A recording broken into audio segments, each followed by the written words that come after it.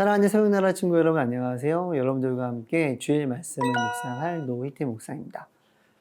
저희는 지난 말씀들을 통해서 기드온이 전쟁에서 승리한 이후에 마지막까지 승리를 쟁취하기 위해서 열정을 다했던 모습과 함께 또 인간의 분노하는 모습, 두 가지의 양면의 모습을 저희가 보면서 오늘 본문까지 왔습니다. 그리고 이제는 마지막 남은 미디안 군사들까지 무찌르고 아주 큰 승리를 얻은 기드온을 만나게 됩니다. 자, 그가 어떠한 모습을 우리들에게 보여주고 있고 이 이야기를 통해 하나님께서 우리들에게 하시고자 하시는 이야기는 무엇일까요? 오늘 말씀을 통해서 아주 중요한 하나님의 진리를 찾아보도록 하겠습니다. 오늘 말씀의 제목은 첫마음 지키고 있나요?입니다. 오늘의 말씀은 사사기 8장 22절에서 35절입니다. 이스라엘 사람들이 기드온에게 말했습니다. 당신이 우리를 미디안의 손에서 구해주셨으니 당신과 당신의 아들과 당신의 손자가 우리를 다스려 주십시오. 그러나 기드온은 그들에게 말했습니다. 나는 너희를 다스리지 않을 것이고 내 아들도 너희를 다스리지 않을 것이다. 오직 여호와께서 너희를 다스리실 것이다. 기드온이 그들에게 말했습니다. 내가 한 가지 부탁이 있는데 너희 각자가 약탈한 귀고리를 내게 달라. 이는 미디안이 이스마엘 사람들이므로 그들이 금귀고리를 달고 있었기 때문입니다. 그들이 대답했습니다. 우리가 그것들을 기꺼이 드리겠습니다. 그리하여 그들은 겉옷을 펼쳐놓고 그 위에 각자가 약탈한 귀고리를 던져놓았습니다. 그가 받아낸 금귀고리의 양은 금 1700세겔이었습니다. 그 밖에도 장신구와 폐물과 미디안 왕들이 입었던 자주색 옷이나 그들의 낙타목에 걸려있던 장식품이 있었습니다. 기드온은 그 금으로 에봇을 만들어 그것을 자기의 성읍인 오브라에 두었습니다. 그곳에서 온 이스라엘이 그것을 우상으로 섬기게 됐습니다. 결국 그것이 오히려 기드온과 그의 집안에 덫이 됐습니다. 이렇게 미디안은 이스라엘 자손에게 복종해 다시는 그들의 머리를 들지 못했습니다. 기드온이 살아있는 동안 그 땅에는 40년 동안 평화가 있었습니다. 요아스의 아들 여룻바알은 자기 집으로 돌아가 살았습니다. 기드온에게는 아내가 많아서 그의 자손으로는 70명의 아들이 있었습니다. 세겜에 살던 첩도 그에게 아들을 하나 낳아주었습니다. 그는 그의 이름을 아비멜렉이라고 지었습니다. 요아스의 아들 기드온은 노년에 죽어 아비에셀 족속의 땅인 오브라에 있는 그의 아버지 요아스의 무덤에 묻혔습니다. 우리가 잘 알고 있는 것처럼 기드온은 미디안으로부터 승리를 얻었습니다. 근데 미디안은 매해 이스라엘의 추수 때가 되면 쳐들어와서 곡식을 다 이렇게 걷어가던 사람들입니다. 좀 깡패 같았던 거예요. 그러니까 사람들이 얼마나 기뻤겠어요. 우리를 괴롭히던 미디안을 물리친 겁니다. 그래서 백성들이 기드온에게 이야기를 합니다. 우리의 왕이 되어 주십시오. 근데 그냥 왕이 아니고요. 당신의 아들과 당신의 손자도 왕이 되어서 우리를 다스려 달라고 이야기를 합니다. 정말 기쁘고 또 기드온에 대한 신뢰가 정말 많이 높았던 것 같습니다. 정말 멋있는 건 기드온의 말에 있어요. 23절에서 뭐라고 이야기를 하느냐? 오직 여호와께서 너희를 다스리실 것이다 라고 이야기를 합니다. 나는 왕이 될 수 없고 우리의 왕은 오직 유일한 여호와만이 될 수 있다 라고 이야기를 하는 거예요. 그런데 아주 희한한 장면을 발견하게 됩니다. 24절 말씀입니다. 기드온이 그들에게 말했습니다. 내가 한 가지 부탁이 있는데 너희 각자가 약탈한 귀고리를 내게 달라. 이는 미디안이 이스마엘 사람들이므로 그들이 금 귀고리를 달고 있었기 때문입니다. 근데 금을 왜 갑자기 달라고 할까요? 근데 그 금을 모읍니다. 사람들이 금을 가지고 오는데 그 양이 약 1700세겔이나 됐대요. 저는 이 단위를 잘 모르지만 여러 가지 문헌들을 찾아보면 일반적으로 다른 나라의 왕들이 왕의 창고에 보관해 놓은 금 정도라고 이야기를 합니다. 그리고 왜 금을 달라고 했는가? 사실은 왕에 대해서 이야기를 나는 왕이 될 수 없다라고 이야기하지만 그들에게 복종을 요구하는 것입니다. 희한하죠? 왕이 되지 않는다고 이야기를 하는데 복종을 요구하고 그 다른 나라의 왕만큼 금을 갖게 됩니다.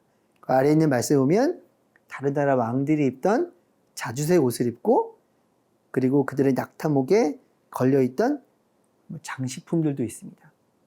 왕은 하나님 여호와만 될 수 있다고 이야기하는데 왕이 입는 옷, 왕이 갖는 금, 백성들에게 복종을 요구하고 있습니다.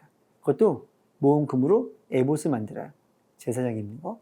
자기 마을에 갖다 두고 자기 마을을 영적인 어떤 아주 성지 같은 곳으로 만들려고 했습니다.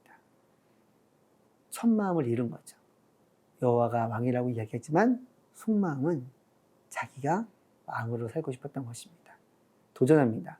여러분은 하나님을 왕으로 모시고 있나요? 내가 칭찬받고 나만이 칭찬받고 내 영광을 위해 살아가는 나라는 세상의 왕으로 살아가고 있나요?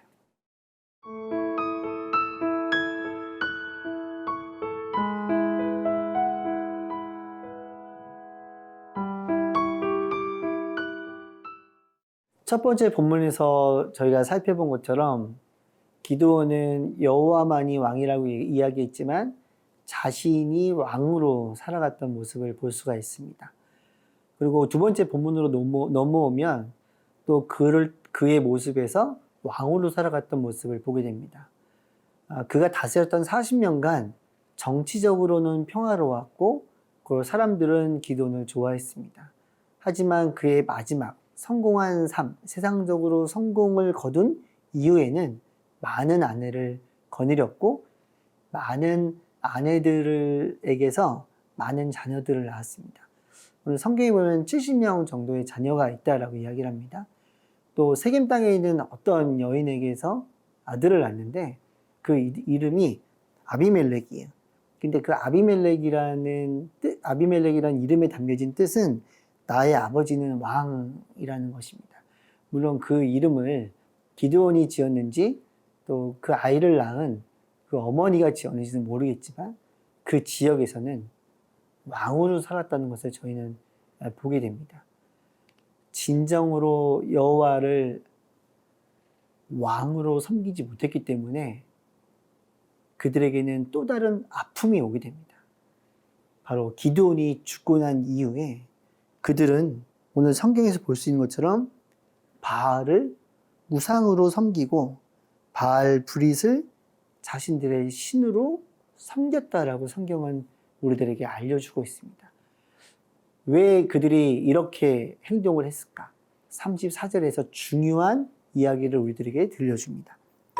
이스라엘 자손은 사방에 있는 그들의 모든 원수들 손에서 그들을 건져내신 하나님 여호와를 기억하지 않았고 그들이 40년간 평화로웠던 이유는 하나님 여호와께서 기드온을 세우셨고 그를 인도해 주셨기 때문에 그렇습니다. 하지만 40년간 사람들은 여호와를 잊어버리고 기드온이 그들을 온전히 다스렸다라고 생각을 했습니다.